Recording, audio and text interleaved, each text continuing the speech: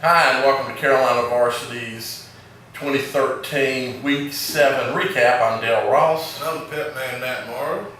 And the first game we're going to look at is one Dale attended for a little while. Catholic defeating Harding 41-14. Good to see, Dale. You know, as you know, I struggled with where to go because it was late in the afternoon, and getting to East Side games is impossible for me.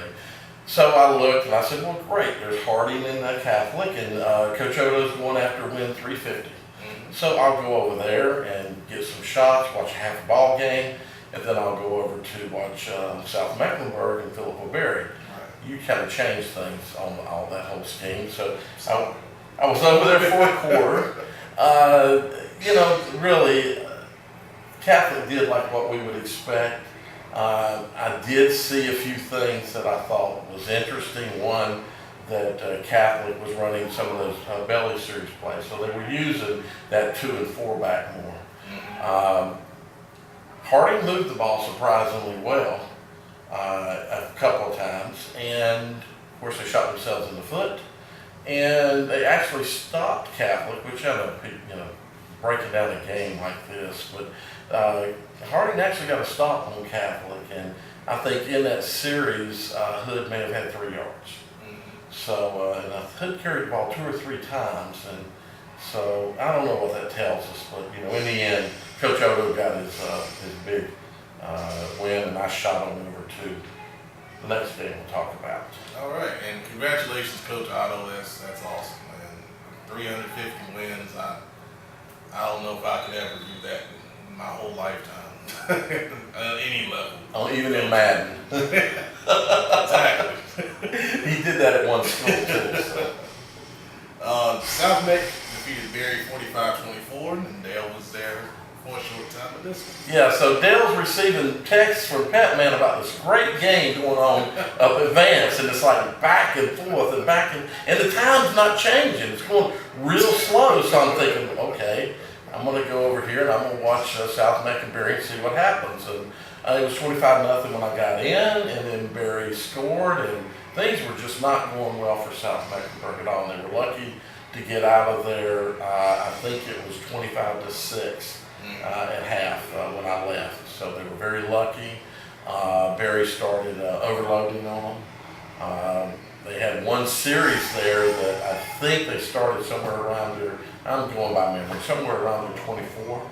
And their punter was standing on the back of the end zone with a short snap on 4th down. They almost had a sack in the end zone. Of course, your text to me, the next game that we'll talk about, kind of made me leave that game. And of course, South Mecklenburg, Berry came back, pulled it within 1. And then South, Berry didn't score again, and South took care of things. So. Yeah. And the game we ended up both attending. A.L. Brown defeated Vance 55-40. And I was at the game the whole time. And from the start of this game, it was just back and forth, trading blows, trading scores, and in a variety of ways. You had passing touchdowns, you had rushing touchdowns, you had special teams touchdowns. And in the first half, we were tied at half at 34. And, you didn't know how long you were going to be there. It was crazy. And usually in games like this, the team that makes the best adjustments at halftime will come out as the victorious. Right. And A.O. Brown went in at halftime and made the better adjustments defensively.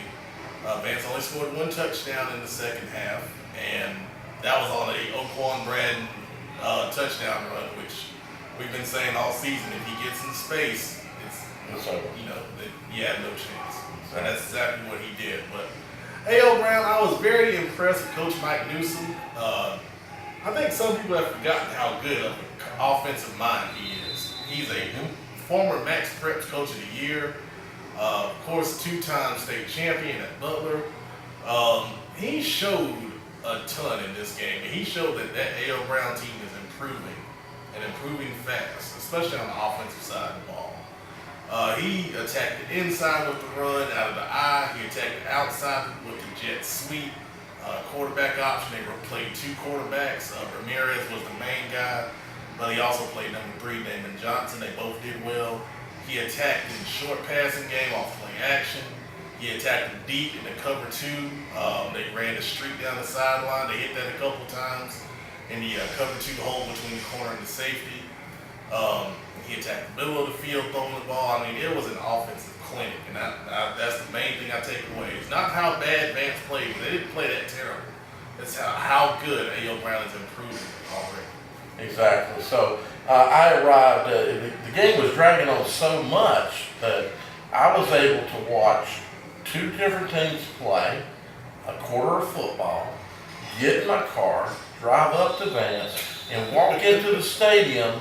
And I think it was right as A.O. Brown was scoring their first score in the second half, which was very early in the third quarter. You know, you gave a good breakdown. I was extremely impressed with the way A.O. Brown operated on offense. You know, we saw in that game where they were down kind of big to Barry late, and they offensively came back and won. In this ball game, they obviously saw things that they were able to exploit offensively, and they did that, and they did that well. And their defense made great adjustments. Yes, they did. You know, I can't speak enough. I kind of left that game number 55 for A.O. Brown. That kid's a stud. I'm sorry, I've got his name down somewhere, but I don't have it registered in my head. He's a senior. Just a beast out on the field. I thought he played a fantastic ball game. I don't think Vance played horribly bad in the half of football that I saw. They just could not get. Brown just played better football. You know, I hate to say it, but from my vantage and from seeing what I saw you tell me about the first half, Brown just outcoached Vance in the second half. I think in the second half, yes, I agree. The first half, I think both offensive guys were just way ahead of the defensive coordinators.